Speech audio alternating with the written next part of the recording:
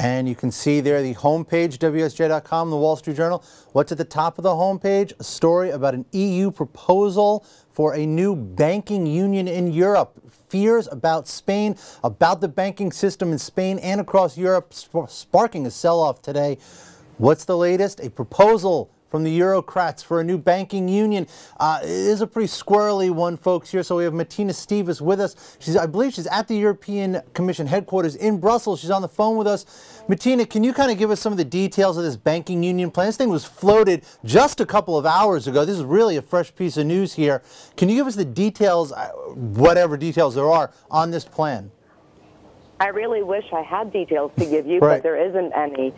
This proposal was put forward today by the European Commission, which is basically the body of experts and administrators of the European Union based here in Brussels.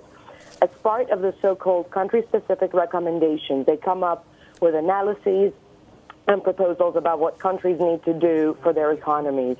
So in order to address, obviously, the latest stress on the European banking sector, especially in light of what's been going on in Spain recently, the European Commission said, listen, what we need to do is we need to have a banking union that matches and complements our currency union.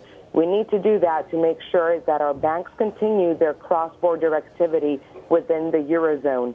And that's pretty much all they said. Yeah, I mean, it seems like the idea is sort of, like, let's look at Spain, okay, right? For the Spanish government to bail out the Spanish banking system, be a lot of money they probably don't have. They would need to look elsewhere. I mean, I think the idea would be that no one government would have to bear the brunt of an entire bailout of their system.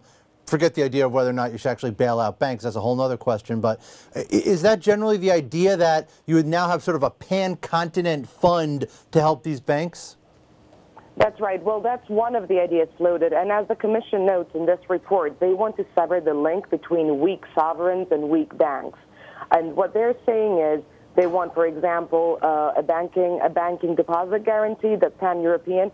They also want the rescue fund, the ESM, so-called ESM that you may have been hearing about, the European Stability Mechanism, to be able to lend directly to banks. Under current rules, the ESM can only lend to countries, and then the countries, if they want to, can lend the money on to banks. But of course, by borrowing a country from the ESM, a country puts fresh debt on its balance sheet. And so they want to make bank recapitalization faster. They want to not be confronted with a situation where a bank in the Eurozone is failing and they have to jump through various hoops and go through various motions in order to be able to recapitalize it instantly. Matina, how far is this idea from being just an idea to being something concrete? I mean, this doesn't sound like something that would go through overnight or maybe even this year. It is really far. The only thing I can tell you is that there are countries that have already expressed disagreement with all these sub-proposals, or some of them, that the European Commission is putting forward today, Germany being the most important one of these countries, that has said, actually, we're not there yet. However, we do know that just a few days ago, when EU leaders met here in Brussels and had an informal dinner and exchanged opinions in a free way without taboos, as it was said, we know that ideas like these were floated. The European Commission, as a body of experts, as the administrator, tends to be the first one to break those taboos by putting them on paper. They have the initiative of movement. However, everything boils down to what the countries and what their governments want, and we know that for many of these ideas there is strong resistance.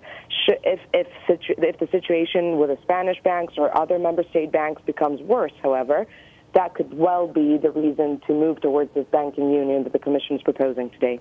Right, you see those Spanish 10-year bonds around 6.5, 6.6, as high as 6.7. I think people are going to be starting to try to, accelerate some of these ideas, even if they can or cannot. Matina, thank you very much. We're going to leave it there.